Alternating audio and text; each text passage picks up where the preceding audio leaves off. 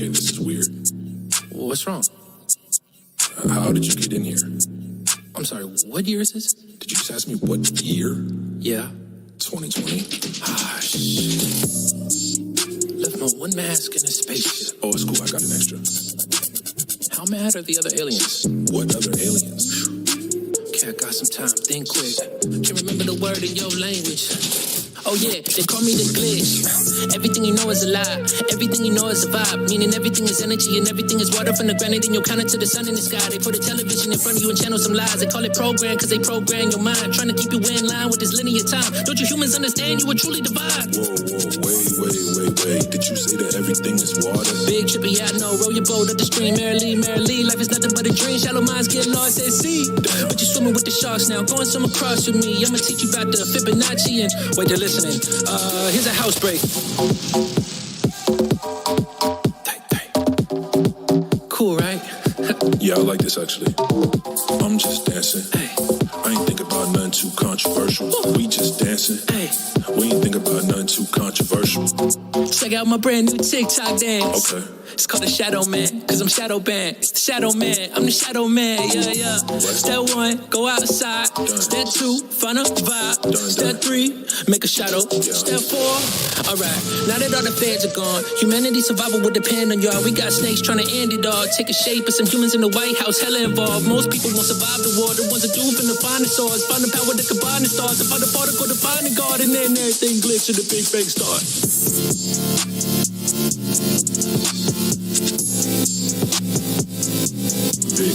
Big bang. Yeah. Oh, So you see, that's why it has to happen this way. I think so. Every single time. Okay. Or else you and I will cease to exist. I gotta smoke, bro. Can I match? Then I'ma dip. Cause 2020's a trip, man.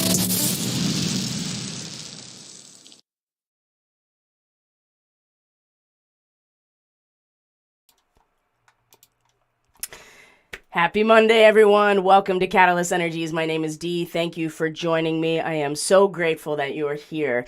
Welcome back, everyone. Welcome if you're new to this channel. Thank you for being here, and welcome to the Starseed Ministry. It is March 21st, 2022. We are just, barely 24 hours outside of our Equinox point from yesterday on the 20th, and it's really good to be here with you all. So, happy Monday. Like I said, we are just post-Equinox, so regardless if you are on the northern or southern hemisphere, this beautiful planet that we call home, we have reached a still point and a threshold that we have crossed into a new season. And that always brings about change, right? Change is the only constant in this universe, and rather than considering time as some sort of linear perspective, we are considering time as a cycle, right? When we realize the cyclical nature of ourselves and nature and really this entire universe, then we can accept the change that comes with these crossing of points, I think a lot more gracefully and with a sense of intention and a sense of even respect and gratitude, even though the changes might not be exactly what our ego self wants, or they may bring about experiences of discomfort and pain and possibly worry. And when we get into the reading for today, we're going to really see that it's pretty heavy right now. The moon in Scorpio it's not exactly helping the situation, but what it also is doing is providing this opportunity to deepen every potential, to really sink into our own sense of what it means to cooperate, what it means to commune with each other, what kind of energy or resources generated from our relationship with each other, and what do we do with it? That has a lot to do with Sagittarius and Capricorn in particular. So I hope everyone's doing well. How was your weekend? We're going to get out of studio mode here. We're going to check in with the stream and the chat and make sure everything is working. And it seems like it does. So how is everyone? Did you have an interesting weekend? The moon in Libra really did have such an impact on our own sense of peace, inner peace and balance, and looking to find that balance point in our relationships in some way, our contracts, our relationships.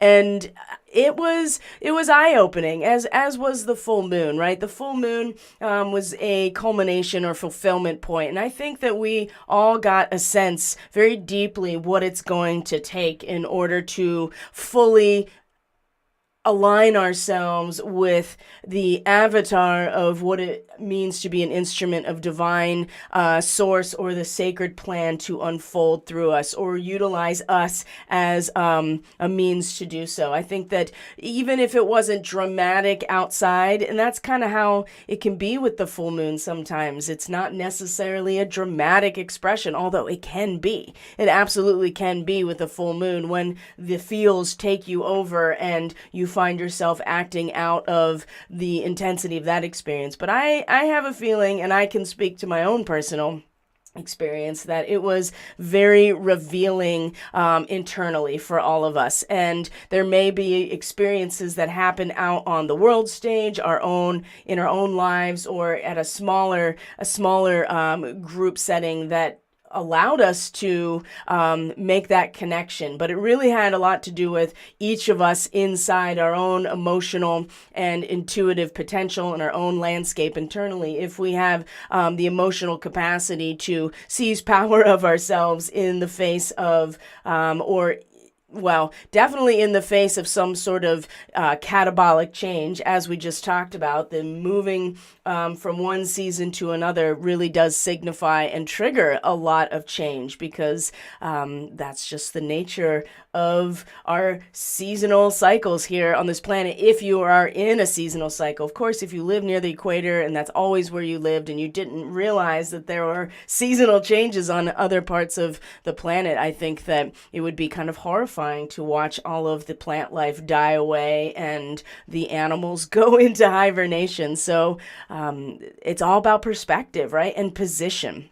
And that's important to consider. And as much as astrology, especially Western astrology, puts the individual consciousness firmly at the center of the chart every time, it's from this perspective that everything else is going to be relevant to us. And that's something that we have to consider when we're talking about Aries, right? Aries is the ego. It is the boundary of our psyche and self to everything else. And without that very basic experience coming into material form, we have to allow for that separation between the inside of the seed and all of the soil or the medium growth around it, because there are processes that need to develop within the seed first that are awakening and opening and catalyzing, that allow for that little germ to pop out of the seed, right? And at that point, it certainly does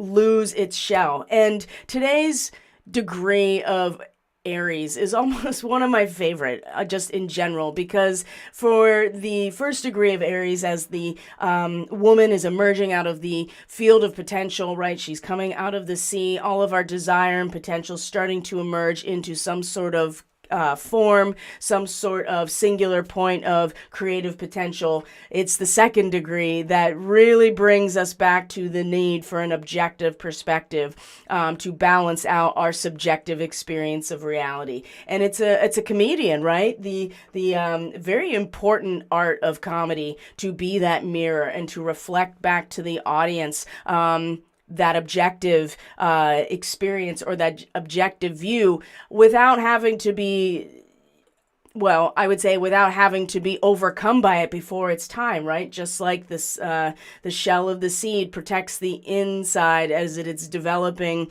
and going through its processes before it interacts with the world around it. But the comedian, in some ways it does seem very socially engineered to be attacking these types of performance arts, especially comedy, in terms of limiting what people talk about, trying to censor. It's one thing to have an opinion about what people have to say in their comedy, and I think everybody has the right to talk about how they feel about these things, but there's something very important about the trickster, about the jester, about the fool, about the Joker and about the comedian that does provide that mirror up to us so that we can see ourselves for who we really are without having to get too embedded in the negative experience of having our ego impacted. So this is going to be the next month, and it doesn't truly kick off, I think, until we get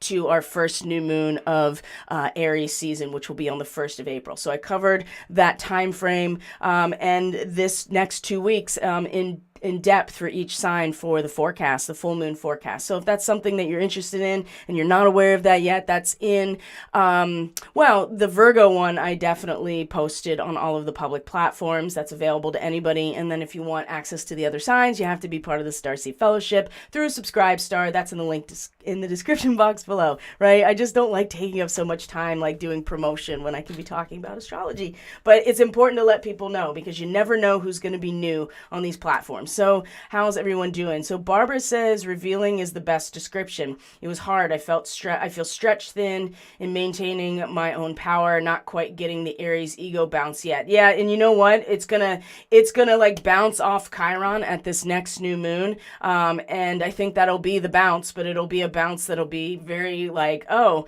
I didn't want to have to deal with that, but that's where we're all going together. But I revealing is the best description in terms of my own personal experience. Like there were some things that I have been anticipating energetically for quite some time now, based on my astrology, based on the other people involved in their astrology, based on some incredible psychic revelations from other people close to me that sometimes it's when you're right up against something, you can't see it for what it is because you're right up against it, even emotionally. So getting those types of connections or revelations from other people is important to recognize. And so those things were just under the surface for me. They were energetic templates and structures that I knew were there, and I could feel and I could see the template in the astrology, but now it's becoming materialized. And that's not because I focused on it and and then I made it happen. It's because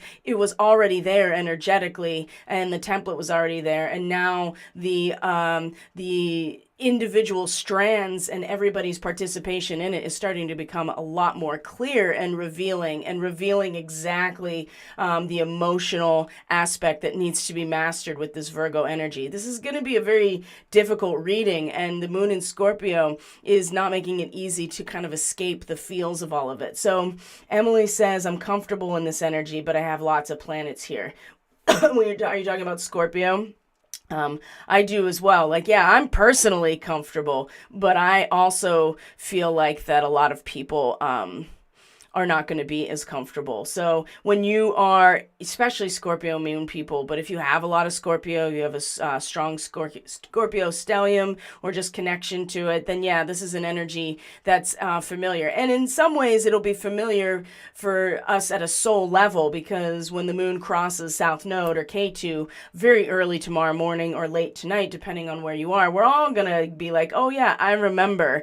I remember how this happened before. I remember mastering this energy of returning back to, not even returning back to source, but taking those peak experiences of an incredible spiritual awakenings in some ways and applying it back to your everyday life. Like, we've done this before, and this is how you take the raw feeling of maybe grief or betrayal in some ways, all of those kind of negative Scorpio types of experiences, right? The reveal in some ways, as you investigate deeper and deeper, we take that and we transmute it into something that actually has an impact on our life and in our soul's growth and a sense of purpose and meaning. So we've been here before, and this is one of those moments, I feel like, with the moon crossing the South Node in particular, that we can, at a soul level, like,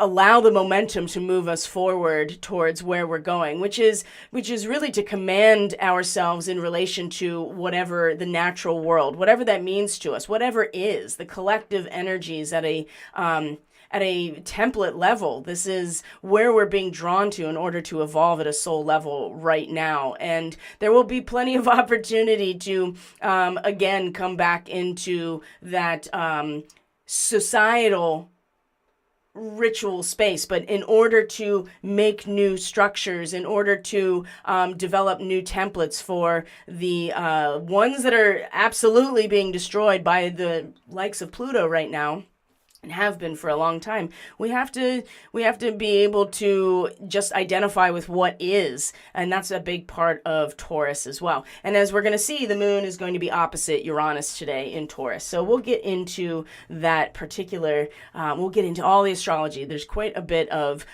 moon transits that are very challenging, but one thing to remember is that it will be in trine to all of the Pisces energy. So as we're going to see in today's reading, actually, there's a lot of fragmentation in general and disempowerment at the root of people feeling this way. So this is actually a great segue into this reading, and we can get right into it. So I'm going to do this. I'm going to do this. Take this banner over here, pull this reading up. So you can already see that we have the Prince of Wands as our causal factor. And of course, the Five of Discs right in the center, right? Worry, Mercury and Taurus. The Five of Discs really is a material crisis in some way that we are definitely feeling at the heart of things. Now, remember, this horizontal axis is definitely what is happening kind of like out there. But even so, energetically, people, I think, are feeling very fragmented, very unsure about where we're going. Paths unknown here at the top of the reading. Excuse me. Thank you. I just got very... Let's see here. That's also part of the changing of seasons, right? That people start to have, their immune system starts to kick back on because things are changing outside. That means things are changing inside. And there are still a number of environmental factors that can be impacting us in that way as well. So we have to be, I would say, extra vigilant about these types of things in general. And remember, Virgo, for all of the connections to a path of service and to be, discipline and purity, there is the hygiene aspect, right? And the consistency about our health and wellness and the actual convalescence, right? The process of healing or the process of, recovering or anything like that. So that's the other thing about the moon in Virgo, is also showing us our internal health and wellness and what needs to happen there, or can we pull that part of ourselves together into some sort of strength in the face of what may be, who knows what's coming down the pipeline in terms of that. One thing I will say though is that I have two cats. Sorry, let me get my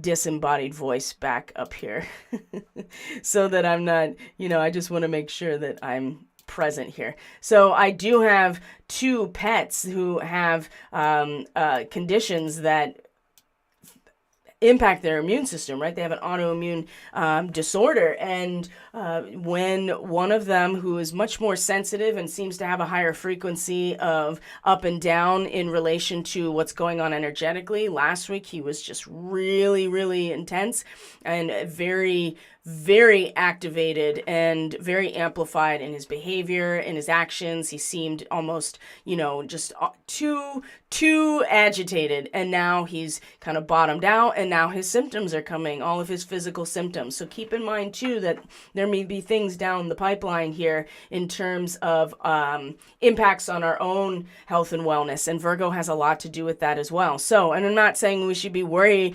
intentionally worried about things. Worry is not going to do anything for us in that case, but to be aware of it as well. So you may want to start upping your protocols, whatever they are, right? If you're taking vitamin C, vitamin D on the regs, maybe getting more quercetin or other types of, quercetin, right? Hydroxychloroquine, that kind of stuff. Anything that is going to allow a broader infusion of those virus killing or virus smashing types of things, right? Zinc, vitamin C, and that's going to be different for everybody. So also just be aware of what works for you. But that would be my recommendation. I can already feel that there's stuff going on around that, in that realm that's going to need our attention sooner than later. So the Prince of Wands suggests that we have been coming from a place of, a hot, impulsive energy of the mind, of course. This is the air within the fire. So it is impulsive. It's lacks patience in a lot of ways because there's no earth element. This is air and fire, right? And what does air do to fire? Well, if it's oxygen, it certainly fuels it. And if it's like a wind current, it's going to push it or move it to other things that it can burn, right? It really just inflames it further. And we want things now. When we have the Prince of Wands, definitely wants it now. As you can see, he's got the lion at the front. He's got this flaming chariot, flames everywhere. He's got a bird head on his staff. So there's the air element or the mind element that is at the top of his perspective, but he's got this massive headdress, and he even looks like the Statue of Liberty's headgear, basically. So it is very fiery, impulsive, incredibly there's outbursts that can be provoked if we're not getting what we want when we want it. And so the prince, for all of his courage and tenacity, is also going to, not even realize the ruins left behind when the prince storms forward too fast. So it's swift, he's strong, it can be violent, right? There's passion behind it, and it's in its most, I would say it's in its least shadow aspect, right? I mean, it's very easy for this to go astray because it is the prince. There's a sense of, curiosity here, but there's also, and youthfulness, right? It's very hermetic and that mercurial energy, but it also does not have the grounding or even, as much as any earth element. And so it just blazes. And this can be expressed either within us. There may be people in our life that are representing this in some way, but it does suggest that there has been a lot of impulsive energy. There's been a lot of, getting kind of built up, and then having delays and just getting really angry. And this could just be also too that, the inflammation in our bodies or things are getting stirred up as the seasons change. Remember, we have come into Aries. Now, this particular card has much more to do with the transition into Leo, as seen by the lion here in the front of this card. And Cancer is a water sign. It's talking about from Cancer to Leo when you look at this card in particular and what it represents. So there's the Chariot, I think, is very interesting about this too, that there is a protective mechanism, there's a guardianship, and there is the dog in our reading, which is one of the most Cancerian animals that we can really identify next to, like the crab, who is literally the constellation in the sky. But the idea of faithfulness and a sense of unconditional love and devotion that represents the Cancer into Leo archetype. So, but this again, so there is this little bit of water here, but it's not very much, and it gets, inflamed very easily. So I think there has been some rash energy, but also, like I said, a lot of courage, a lot of tenacity, a lot of people that have not let up with what it is that drives them, and a sense of pride, a sense of authenticity, sovereignty, like just going for it. Now, this changes drastically.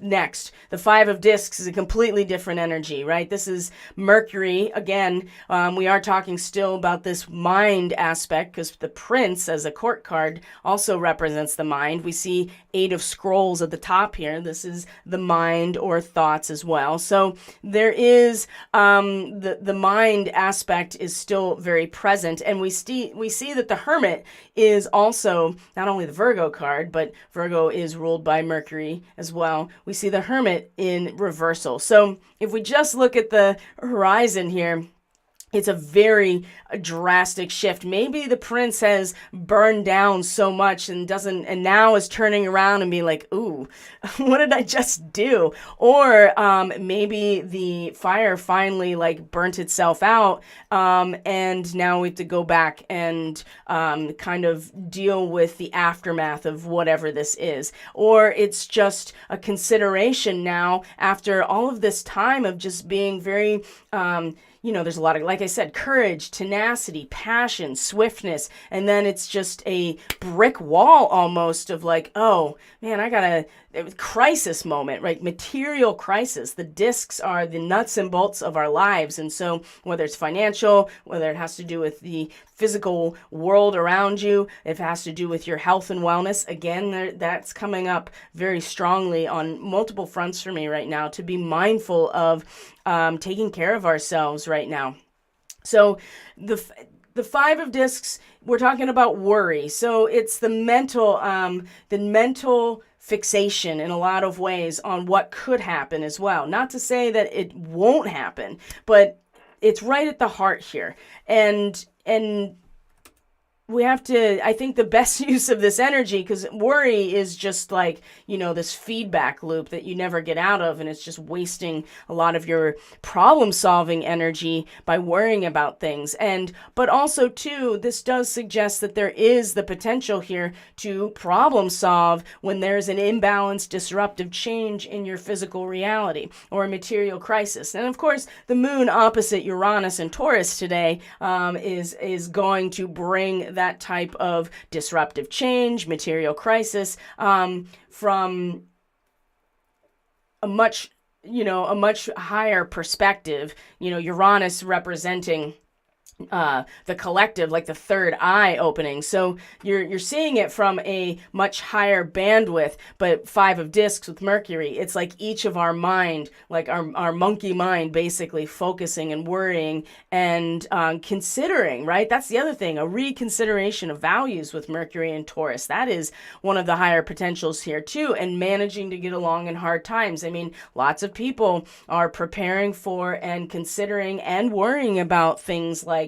the rise in gas prices and food prices and what happens if, and these are very real. They're very legitimate and valid concerns. And we can use this energy to either actually reconsider values, to problem solve, to actually allow ourselves to see it from a perspective that is of the whole rather than what's right in front of us in terms of our own individual lives. And I'm not suggesting that we shouldn't pay attention to those things either. But one thing I will say is that, the feedback loop of worry and not actually using that energy towards problem solving is going to do nothing, right? And so if you can't do anything, if you really are at an impasse in terms of these material things, it's best to just kind of allow yourself to deepen into more of your feels and inspiration. And this is a great segue as well, because what we see here at the energetic root is a disruption, right? We have the Prince of Wands as the causal factor out there in terms of the material world, and talk about fragmentation. The Queen of Forces is also reversed. And so this is where our power is coming from. And if we have a root system that's fragmented, or there's disharmony or agitation, or someone in our lives, or possibly even us, is misusing power and influence in order to draw power into a place where they don't feel powerful, it's important that we set some boundaries, either with ourselves or other people if they're acting out this way. We may be experiencing this imbalance of energy within ourselves, feeling that loss of power, left in the dark, right? This is important to remember, to reclaim our power. And astrologically, when we look at where Lilith is today, I think that this is a really especially over the weekend with that air trine. If you remember, if you've had the chance to actually watch the report that I put up on Friday, because it got blocked from YouTube because of, I really just couldn't help myself. I wanted to show you that video and they blocked it because, I I don't know why I don't have any. It's not a copyright infringement. It's just they don't like it when you double up on things. So it's on BitChute and it's on Rumble, so you can look at it there. But there was that air trine with Mars and Lilith and the moon in Libra, and Lilith in conjunction with Aldebaran, right? The fixed star Aldebaran that's related to Archangel Michael, and Lilith as the keeper of the flame, right? The keeper of the original blueprint of humanity, right? The mitochondrial DNA. This is the courage, I think, that we can tap into, and the power that we can tap into if we're feeling this fragmentation.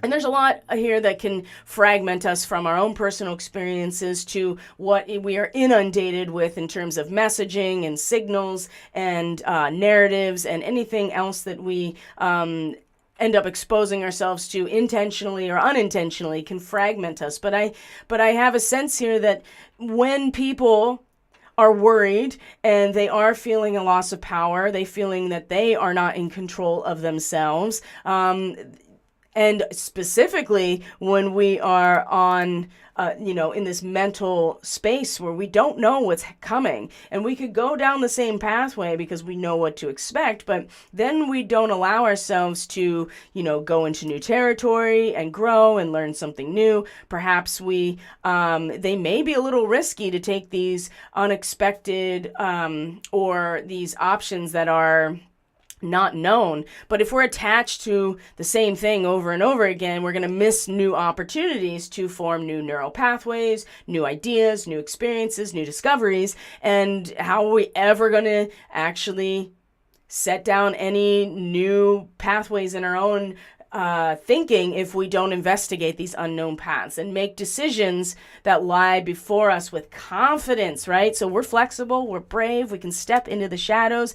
But there is a sense, I think, of like, where is this going? I don't know where this is. I know where this is going, and I've done it before, but if that's the same pathway I keep going down. And I would suggest that this has to do with the dialectic and the battle of the Six of Roses, especially because it's reversed, and then the dog, right? Whom do you serve? So we'll get to the guidance, because we're going to see that it has, again, a lot to do with the muse and all this Pisces energy, and a moon in Scorpio. It may be square to all the Aquarius energy. It may be opposite Uranus today, right? We may be having all kinds of challenges while going into the deep fields. But one thing that is going to serve us is that it's in a trine to Mercury and Jupiter, who also were conjunct first thing this morning, or late last night, depending on where you were. So we'll get into that. But it's the muse and that Pisces realm and our creative potential and expression and our ability to tap into this space where I think is going to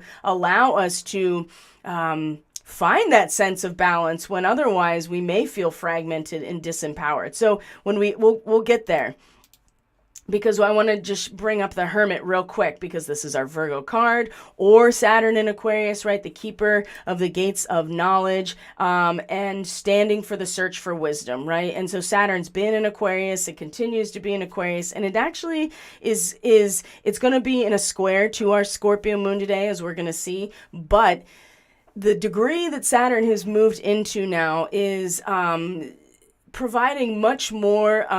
It's a small comfort, right? It's going to be a small comfort, but it's going to be enough to maybe shift our perspective and our gratitude and appreciation towards these things, okay? So, but due to this fragmentation, due to the fact that, we stormed into this situation, maybe personally, maybe, and that's not a bad thing, but things are changing, right? We have crossed the threshold into a new season now, and there is a lot of concern and worry about very material things right now. So when the Hermit is reversed, right, we know that the Hermit represents the introversion and going within and going underneath the surface of oneself in order to search for wisdom, also, and to keep a certain amount of independence, because Virgo is definitely about the blending, but not about the crossing of the boundary. It's about being able to blend the duality and analyze oneself and gather the resources one needs from their environment or their material objective world to grow within, right? And so remember, we just had this Virgo full moon, but this in its reversal, there's a couple things that can come up. People can not necessarily be introverted, but they tend to kind of hoard their time, their space, and their attention. Maybe they're afraid of others, afraid of life, and get into a loneliness or a bitterness, right? The retreat turns into runaway. So this current turns into taking that Virgo energy and just, like I said, hoarding it, bringing it in, never bringing it out into light, never taking the risk to step into relationship, just staying bitter and lonely and numb and in your isolation, right? That's like the best characterization at the moment that I could think of with the Hermit reversed, right? And so one thing to consider is that you cannot hear your inner voice while you're being distracted by outside noise as well. So that's the other thing, that you may not go into your introversion or acknowledge what needs to be addressed within yourself in order to listen to that inner voice. That's also another possibility. And with every reversal, it really is based on your own perspective. And this also could signal an even deeper introversion than the Hermit normally would represent. But I do get a sense, because of the fragmentation that's at the root of this reading for the collective as a whole, that there will be some sort of retreat or some sort of denial or some sort of hoarding of one's time or space, or just rather than searching for wisdom, just being bitter about things. And so I'm curious to see how this unfolds, because as with every lunar cycle, we have our full moon, but we're not really going to feel our crisis with it until the third quarter moon, which will be in Capricorn.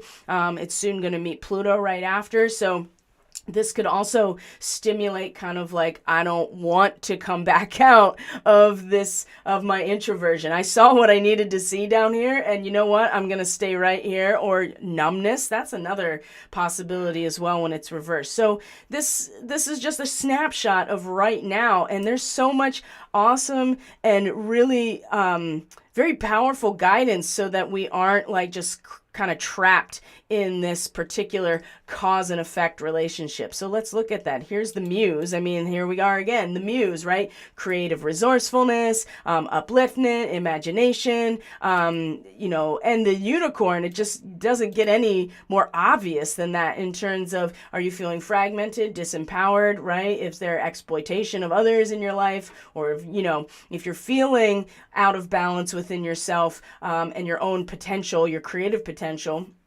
as a result of your own feelings, right? It is about getting back into your creative fields as well. So the muse inspires us and uplifts us and uplifts our imagination. It's something that allows us to be able to create and make creative expression a priority. So we devote our energy to these activities and allow the longing of our heart to form an imaginative expression, right? And remember that the magic is in the process itself, not in the outcome. And so maybe if it's a little outcome focused, perhaps here with our balance at the root, or where we're drawing power from, perhaps we need to get more into the process of creation, more process of imagination, and to be inspired and to find that balance within our own power. So that requires letting go a little bit. That requires a lot of this Pisces energy, which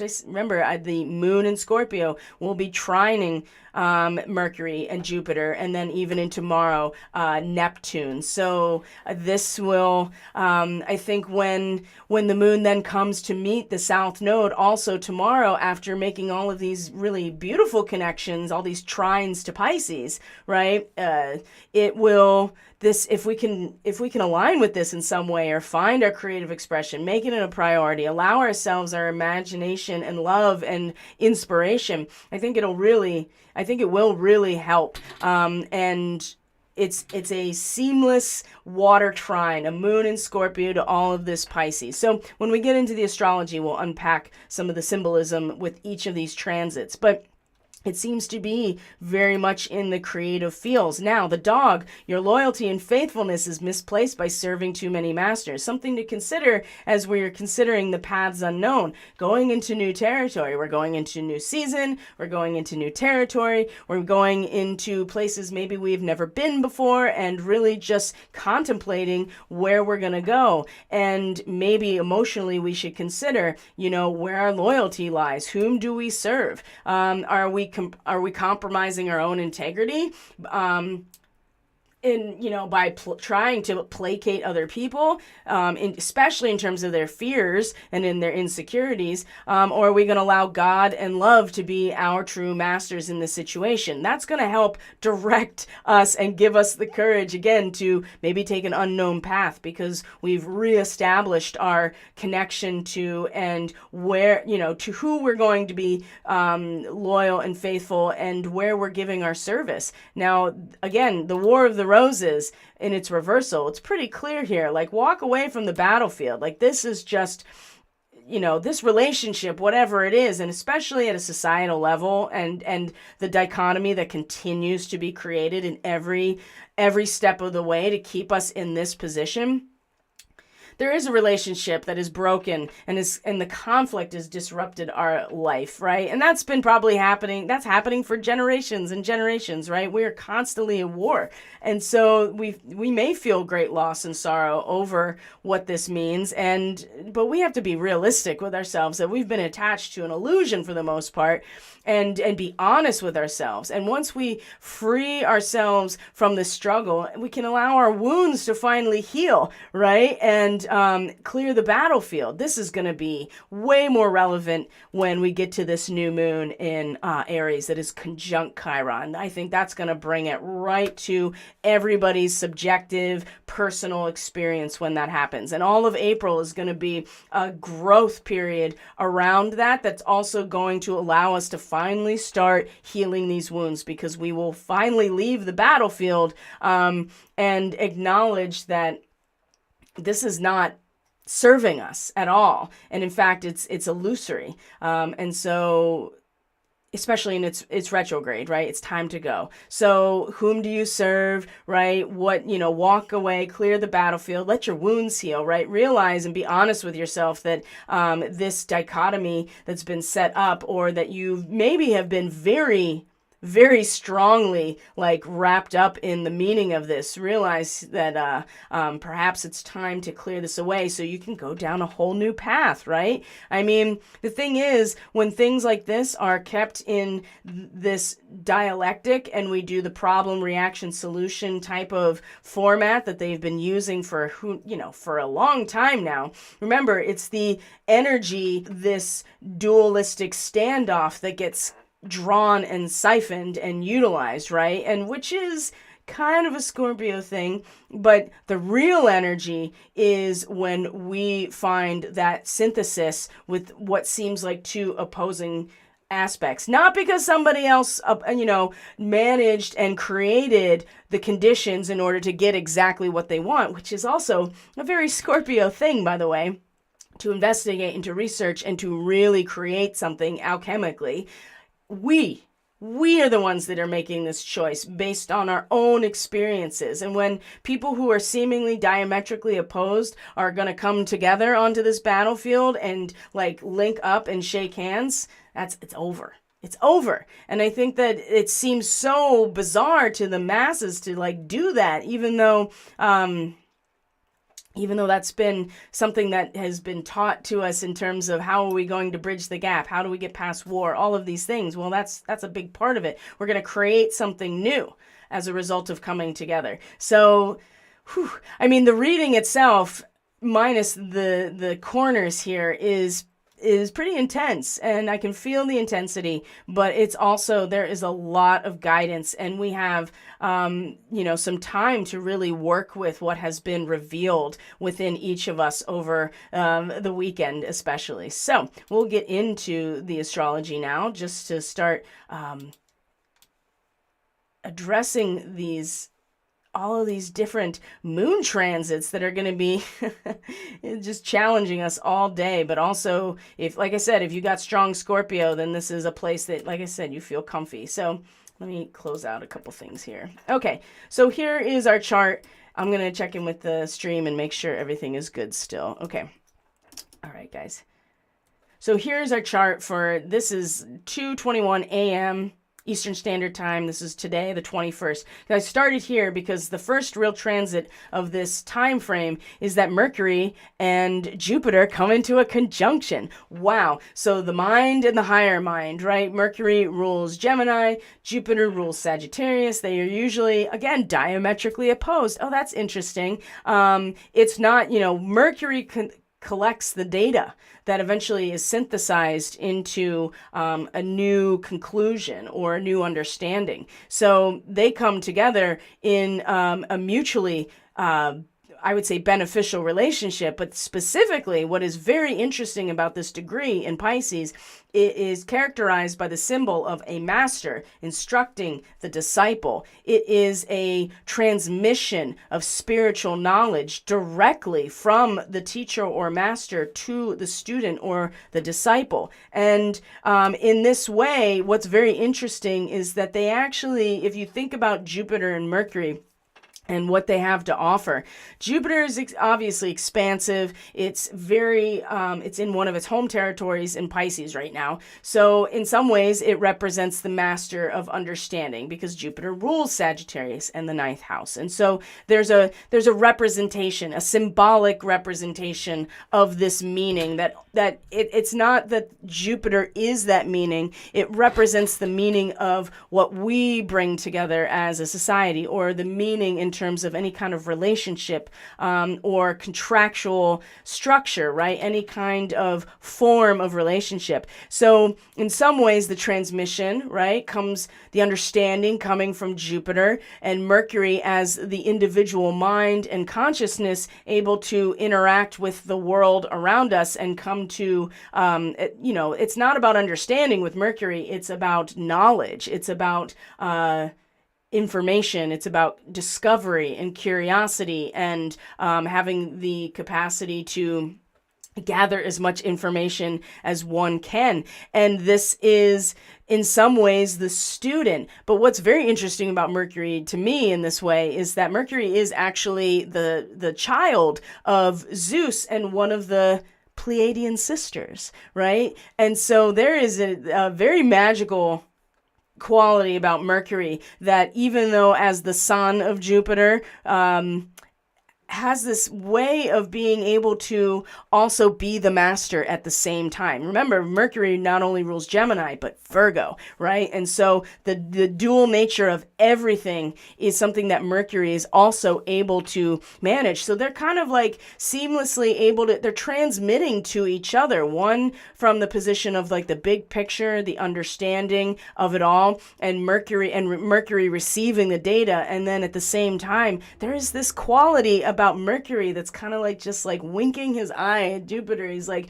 hey, I'm going to transmit even more into this realm of understanding. And I don't know, I just get this sense of like this seamless back and forth as they come together. So of course, the most generalized read of this is like just this expansive, imaginative, artistic capacity here through Jupiter, right? In some sort of symbolic meaning that is like a direct transmission from, source or spiritual vision right into our ability to either express it or our ability to receive it into our mind. So here is our muse, right? Is right away is the muse and the unicorn expressing itself through this conjunction with Jupiter and Mercury. So you may have found some interesting dream states as a result of this. And remember, the moon in Scorpio will soon come into a trine with both of these planets today. So we'll look at that as well to see how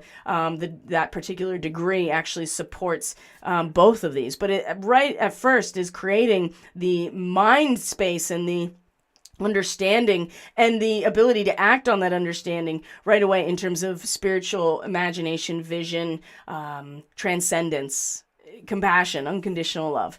That's all these Pisces words that we love to use. So right from here is, and we're going to look at Lilith today too, don't you worry, because Lilith is in a really interesting position right now, because Lilith actually is at the degree direct. It will be, right? Lilith is now station direct, moving back forward, or prograde through Gemini right now, and we'll come back into all of these, let's see here, trines with all of the Aquarius energy again, but this time moving direct. But this position that she's in right now today is exactly opposite where that total solar eclipse was. So if you saw my post on Telegram about Antarctica, about that total solar eclipse, and what's happening right now in Antarctica, we will see that Black Moon Lilith is directly opposite that particular degree. So you'd have to go to Telegram. You can check out the whole post about it. I don't want to go back into it here. But this is where Lilith is today, like directly opposite that point. So that and direct. So that is, I think, turning on some turning on some gears, right? Getting the engines had turned on and they were warming up with Lilith, and now it's gonna start, bringing up stuff from below up to the surface to be expressed, especially when we're talking about Gemini, because that is expression and a sense of discovery and a sense of engaging with our, consciously engaging with the world around us and what that brings up in us. So, but that's Lilith. So when we talk about the moon, the next real transit this morning, right, as we go through this day is, let's see here. It's going to be a square to Mars, right? So we're going to get all of this, we're going to get all of these squares today from the Scorpio moon, these fixed squares over to all of this Aquarius energy. So it's going to be multiple times over. So we want to definitely feel into it. And what we also see actually pretty much at the same time is that Mars is functioning, and even Venus to a certain extent, as the T-square with this opposition between Uranus and the moon in Scorpio. So first, we're going to look at the square with Mars directly, which is that, acting on our own self-interest in the larger social context, right? Mars in Aquarius, and maybe having, maybe being kind of drone-like about it, or, certainly emotionally aloof. But there's also passion and output with Mars, right? There's that warrior energy. And so the warrior energy is for the greater good. And in Aquarius, it's the idea of the greater good, right? Not so much the feels of it, but it's still important. Now, the square to the moon in Scorpio is that feeling into how society is organized, especially along the lines of power and political organization. And is it a consummation or of personal potentials, right? Does it represent all of the potential of what we can achieve together as a society? Or is it an exploitation of those potentials? And we see it, through like all of this elite display in these types of public venues, right? Where they go and they're all like they're in their official embassy, uniforms, and they're going to some sort of sort of presentation or a gathering of some sort. It's an official embassy ball, basically. That's the Sabian symbol for Scorpio at this time. But Mars is not interested in really the experience of these power dynamics so much as acting on what's best for everyone, acknowledging that everybody is where they are meant to be on this staircase. And presumably we're all moving towards one singular point of experience, which is full unity consciousness, and that we are all part of the same source, and that when we have an impact on others, it impacts ourselves. And so Mars is kind of a little bit detached. And Mars actually is the ruler of Scorpio, one of the rulers of Scorpio. So of course it would prefer to be in that realm, because it's the drive of Mars that really gets us to get deeper, get more, right? Gather more power. as well. But Mars is not in that place. Mars is acting on the idealized version of society and for the good of the society as a whole. Whereas we're like, oh man, but there are these elites. They're coming out and they're showing us in all these different ways the structure of how they're all organized and how they are exploiting all of the personal potential of the people and of society. And so that square, I think, is just going to bring it out even more. Right after that is the opposition with Uranus. Right after it, as you can see, as right here, this aspect. So it's going to be the Aquarius energy that helps us find the fulcrum, or to release the tension between the moon and Scorpio that has us really trying to be very clever and getting down to some unrelated facts and putting them together. Perhaps we accomplish something beyond normal expectation because there's that drive to get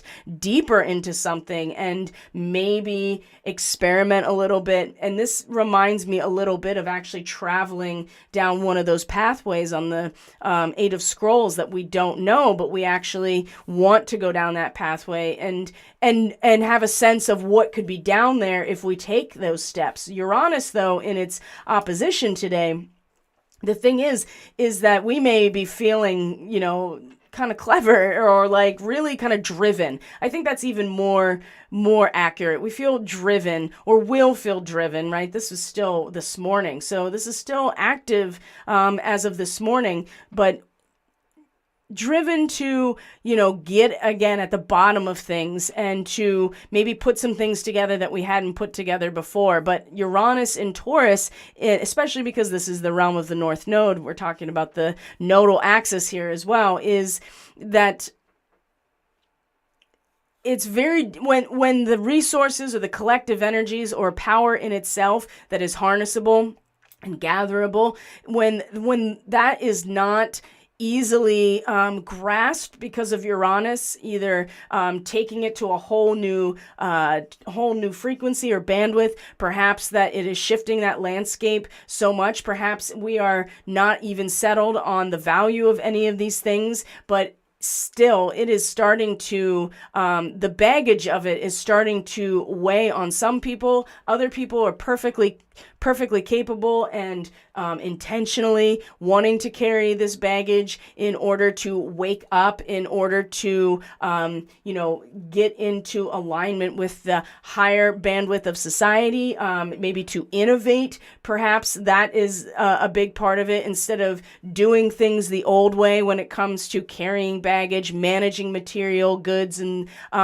value and worth. Perhaps this is a big part of the crypto thing too. There's no doubt about Uranus and Taurus like being that agent right now in terms of how do we establish value, and just in general with where our economic system is moving towards. The Uranian element is very much about the digital realm, because Aquarius can really be applied to the internet as a whole. And so, of course, the concept of digital currencies and cryptos and things like that with Uranus and Taurus is certainly been a thing and will continue to be a thing. And so that's the other aspect of this as well, that this opposition is really drawing out maybe some last ditch efforts to harness power from one's own deep dive to begin with, if that makes sense. But Uranus is so powerful, is definitely has much more of an impact on our reality, I would say, than just our feelings on the inside. Those things are important, and there's incredible potential energy that is here at the middle, and it's this Aquarian energy with Venus and Mars in terms of the ideal situation, in terms of the way that we can actually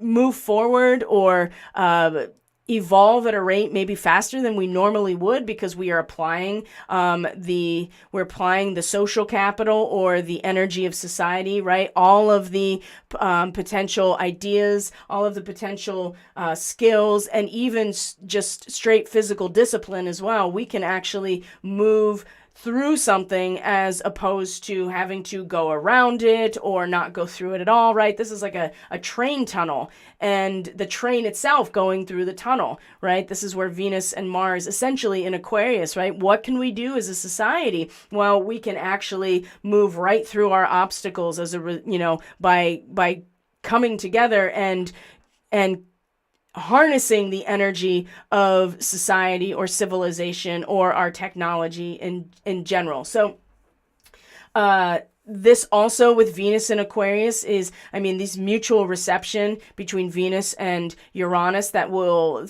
already did culminate in a square over the weekend is, again, I think is a big part of this, because Venus is about value. And when she's in Aquarius, very friendly and a sense of value about society as a whole and civilization and the ideal, right? And sensitive to what is the ideal, what is best for everyone, and what is best for the ideal society. And I think that there is a sense of expectation of what's going to happen, and the square to Uranus still was a reminder that we can't plan for everything. We necessarily can't as much as we can be plugged into what is happening and the changes in a societal way and how that's going to affect us, we can't necessarily, predict to 100% accuracy, which is something I talked about in the forecast. And Uranus is great at that. But how else do we allow for, that wild card energy to come in and really flip the script if everything is 100% predictable? And as Mars gets to come into that square with Uranus, then we're really I feel like the acting on that is going to be much more pronounced in the next 2 days. But something about their position here in Aquarius is really allowing for us to not feel like we have no control over ourselves in our immediate environment, or that we have that there's no stability, right, in our material world, but it also keeps us from maybe being a little delusional about what we actually can,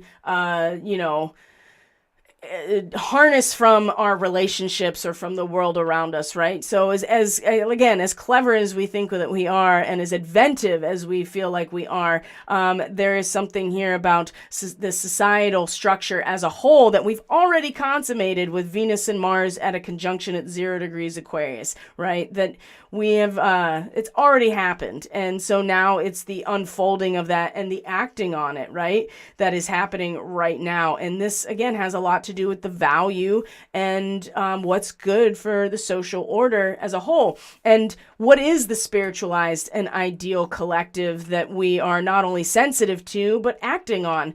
I think that is going to help in terms of maybe what we have just, defaulted back to over and over and over again, because that's a big part too of the South Node in Scorpio, is that this is what we've done already before. And yeah, some people are going to continue to try to do that, or, attempt to invest in something in order to get a return in some way. But with Uranus, it's just... it just doesn't seem like that there's any real stability to even to use as a base source of energy to begin with. So there's just so much trust that we are being asked right now to deepen that I think is really going to be either something that we can easily align with. As Emily said, if you have a lot of Scorpio, this is a realm that you can be comfortable in, and not everybody will be, okay? So, and that has a lot to do, again, with Mercury and Taurus, that 5 of discs. There's a lot of worry, and that is coming from here, right? That's coming from Uranus and Taurus. There's no stability, right? It is part of the awakeness and the innovation in some ways to have us have change in our material reality. So let's move on, shall we? I feel like that we could spend a lot of time here, but Moon, and I talked about the Moon squaring Venus as well. Now Mars is going to sextile Chiron today. So before we get to all of the Pisces trines that the moon is going to have, then we have Mars coming into a sextile with Chiron. So this is something that I brought up a lot in the all of the relationships with Chiron over the next 2 weeks. This is something I brought up a lot in the forecast, because this is where Chiron's a big deal, because this is where the new moon is going to be on the 1st of April, right? This is going to be the new moon in Aries will be in conjunction within a degree of Chiron. So all of these conversations with Chiron throughout the next 2 weeks are definitely worth paying attention to. So Mars, that rules Aries, by the way, in this sextile to Chiron is, again, if we can identify the greater idealized situation and act on that, which is much more about the yes, there's a natural progression of consciousness towards this one idealized goal of unity consciousness. Everybody is in their own soul journey. Everybody has their own karmic contracts. Everybody is where they are based on their own choices. And that's not good or bad. It just is. And we have the opportunity to be mobile on this journey ourselves, which Mars can really do. Mars also has the opportunity to act in a way that helps other people, or is acting for that own, for the good of that idealized society, and acknowledging that everybody is where they need to be. Now, Mars might be, very motivating for people, but what I do see is that the sextile to Chiron that is really challenging all of us the bifurcation is getting very real within each of us, in terms of this is the socio-political order that I have been born into, that I know as law and order, and a sense of balance, and what I'm now identifying as a visual and ideal. Again, this is about this ideal sense of cosmic order, and this within ourselves. This is I think one of the bigger issues to surmount personally. And so I'm actually, as difficult as it's going to be, I'm actually looking forward to the challenge of April, because we all have to be starting here, which, if we can't start here with Aries in a healthy way, then the rest of the cycle is impacted. And so we'll be dealing with this for years to come, because Chiron has a 50-year orbit around the sun. So it stays in signs for, a while.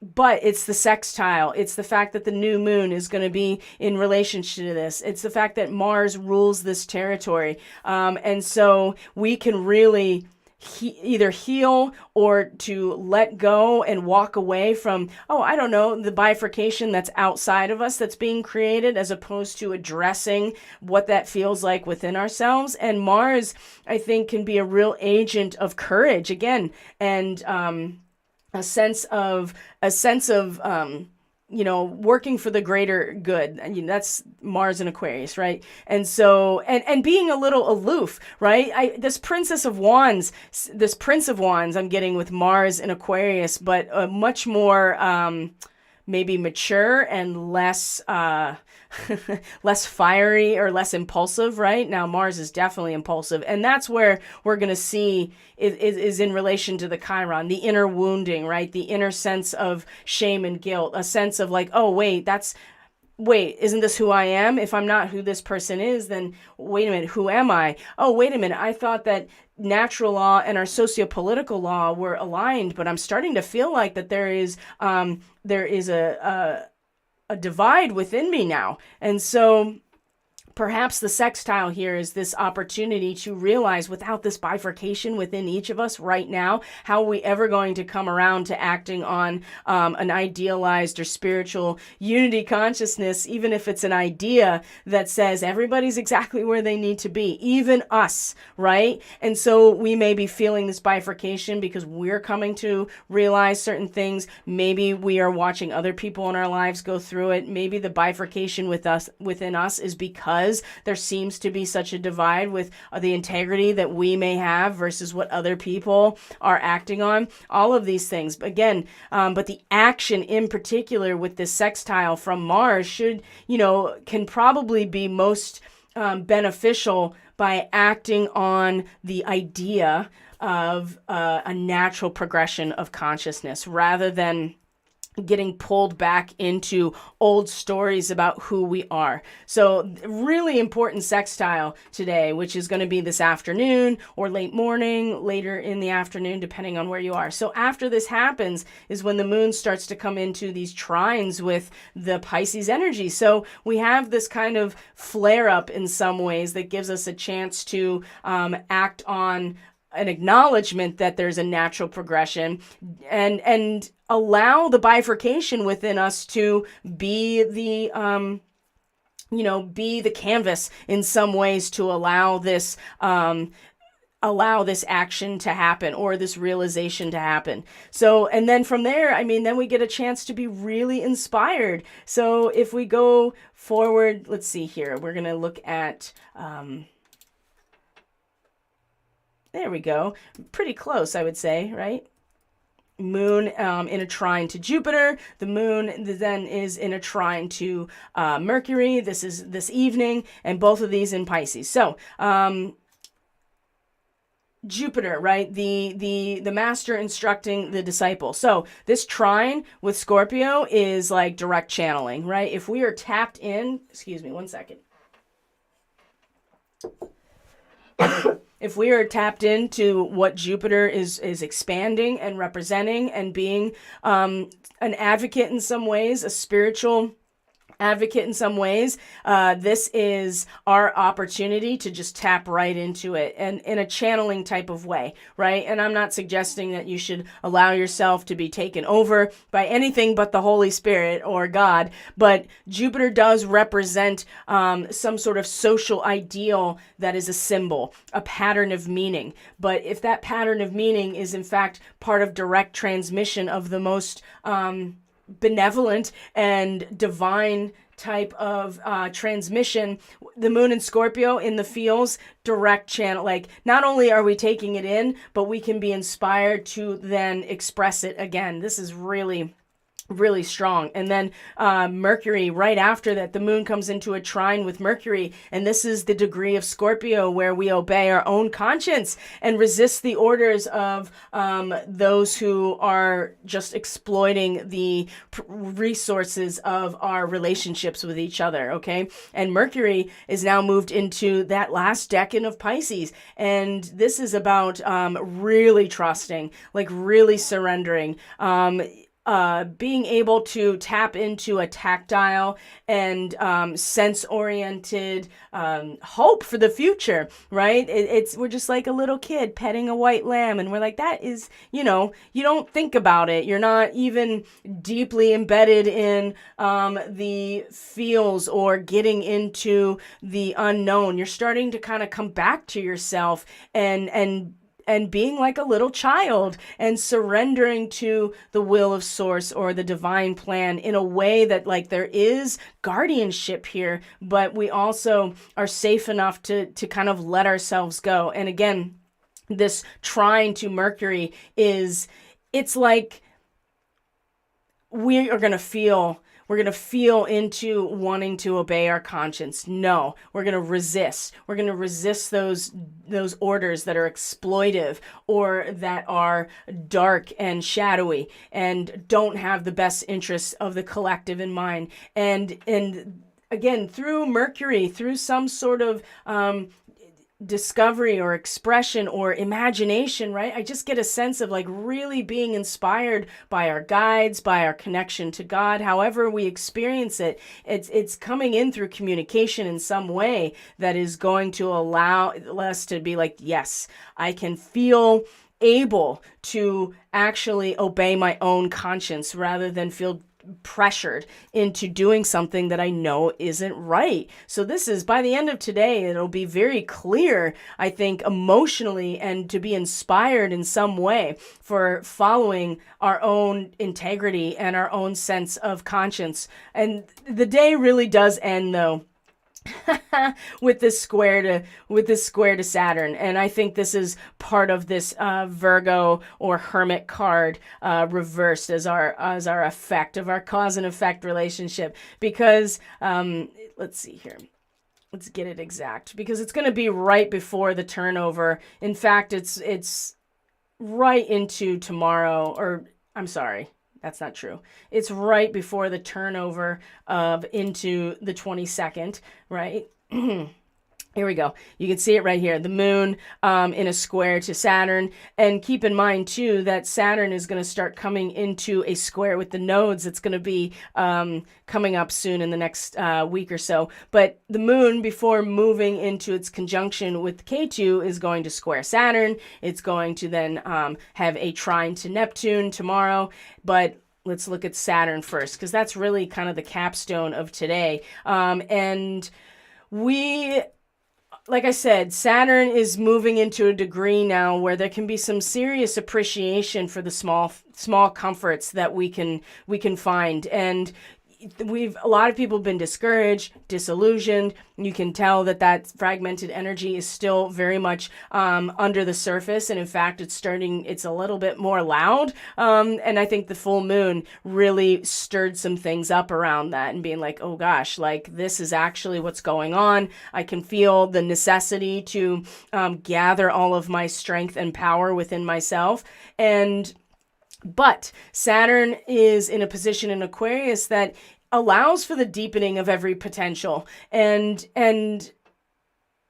reminds us that we're never left without assistance. If we are eagerly and authentically seeking to grow, there are basic opportunities, there are small comforts. They may not seem like much, but when it's the difference between a concrete floor and some little cushioning, and it seems so weird that it's Saturn, but in fact that might be the cushioning or that basic opportunity that is from our sense of responsibility. Maybe it's from our sense of cohesion and strength and security as well. And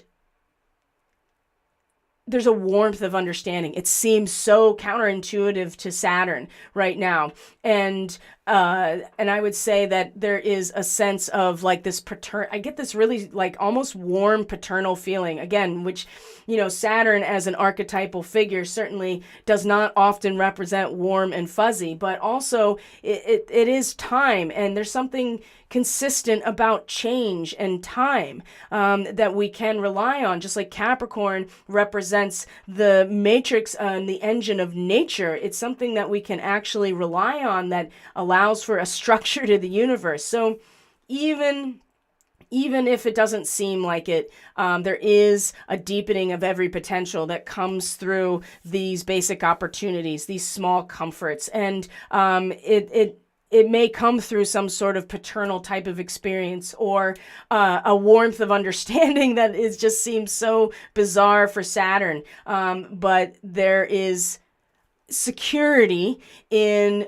knowing the cycle of time, right? And that's a lot of why we study astrology too, is not so much for the security, but knowing that there's a cycle in time. So that's going to be like the capstone for today in terms of the transits. And then, like I said, tomorrow, just to get an idea, especially overnight, we're going to look at the moon comes into a sextile or a trine to Neptune. Excuse me. This is a trine to Neptune at 23 to 24 degrees of Pisces. This is exactly conjunct the south node and opposite the north node when this is the same degree, the same whole degree, I guess I should say. So it has the same Sabian symbol all around, which is, returning home after the Sermon on the Mount, right? It's one thing to go listen to the inspired speaker. It's another to apply it to your everyday life. And there's a real possibility that the energy doesn't actually make the transition, that it turns into a sense of despair. And this is where people get lost in Scorpio and start sinking back down into different ways to intoxicate themselves, to kind of like drown in their own sorrow, perhaps, or just get into the darkness without being able to bring it back out. That's the challenge to this degree. And we've done this before. And so even if it's in opposition to a sense of command over our very physical nature and how important that is to do so, this connection to Neptune in particular, this trine to Neptune is we're all in a position right now where the entire ocean of consciousness has completely surrounded us. The fog of war is consumed us right now, and all we have is this tiny little desert island with 2 other people on it, and coming to be very realistic and accept our limitations and our potentials, right? This is about our dharma, what we are here to actually start bringing forward or synthesizing or bringing into newness, right? As Neptune comes into Aries in the next couple of years, spiritual revival. So before that can happen, we are at the most fundamentally spiritual and transcendent level as a society, coming to our dharma. What are we here all to do? And it's this moon in a trine to Neptune tomorrow morning, late tonight, in the dream state. Be ready. I mean, I feel like that if you're asleep during this time or in meditation, I mean, it'll just be a direct immersion into this karmic experience of what we've done before, how we've done it, and how this can apply to what we are all going through right now at a karmic level and at a soul level. So I'm going to leave it there for today, my friends. I'm going to check in with the chat and the stream here. The dog card helps me weigh personal loyalties within a larger framework. I totally agree with that. The squares seem to be about what's best for society versus what's best for me, or the need for creative innovation. Oh, I could see that for sure, especially when you're talking about Taurus, what's best for society versus what's best for me. Because what's best for you or what's best for me is something that is conceptualized in Gemini. So it's the subjective relationship with the world around us that allows us to even develop a concept of what's best for me. So, but in Taurus, it's still very much a experiential connection to nature and what we need to do to survive, right? And so, all of those squares with the moon in Scorpio, and it's, and the potential, right? We know that we all can make use of the energy that is generated in all of our relationships, whatever they are. And so there is this temptation to go back into that space, in order to invent something new, right? Like, oh, this isn't working right now, so maybe I can go into this space and, put these pieces together in a different format and see what I get. Or maybe I am going beyond what already is in order to invent something new. And inventiveness, innovation is part of the Uranus, right? Uranus as the ruler of Aquarius is innovation, thinking outside of the box, like mentally being able to conceptualize the whole, which gets us out of all of the parts, right? And so that it seems interesting that the innovation is coming in terms of what's already here. Right? What's already here of value, natural value. Like we've talked about this a lot with the Pleiadian revival, and we are about to come out of this time frame. I hope we've used it at to the best of our ability and as a resource in and of itself, because it's been an opportunity to align ourselves at a soul level with the ability to master ourselves in relation to the natural frequencies of this planet, because that's where real energy is here. We can generate it into a new form through Scorpio. And I think too, when Barb says what's best for society versus what's best for me and the need for creative innovation, I think that we may find ourselves attempting to emotionally manage the situation when in that opposition to Uranus. And that may be out of a need of survival. That may be out of a need to, feel empowered. That Queen of Forces has got a strong Scorpio element, even though it's the water of fire, right? And the Scorpio element is the water part of the alchemical process. And so you can see her being the alchemist as the Queen of Forces. There's something very off. And so some will sink into this Scorpio space in a way to exploit others or put things together or, shape shift in some ways to get what they want. And just like Barb was saying, what's best for me, but not everybody's conceptualization of that is going to necessarily be at the highest good. But it's also in Scorpio where we are tending to our wounds or having to deal with the trauma of our betrayals. And that has us maybe acting out of our emotions rather than utilizing them as a resource, which is what the Aquarian does. So Light on Change says, happy Monday, all. Have a great week.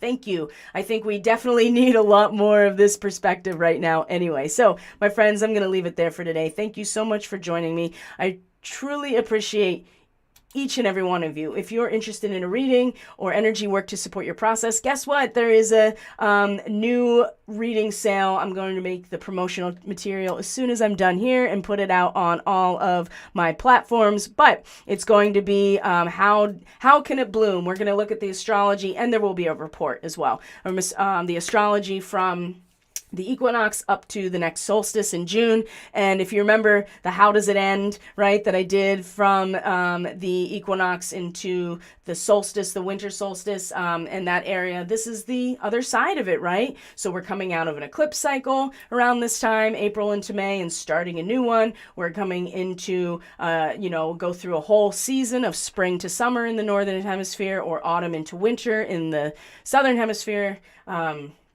And there is so much to talk about. So 60-minute reading is $66 USD. 90-minute recorded reading will be $99 USD. And then I will be doing the 30-minute Reiki add-ons to any of those for only $22 USD. So there'll be information coming through email. You can get on my email list through the link in the description to my website.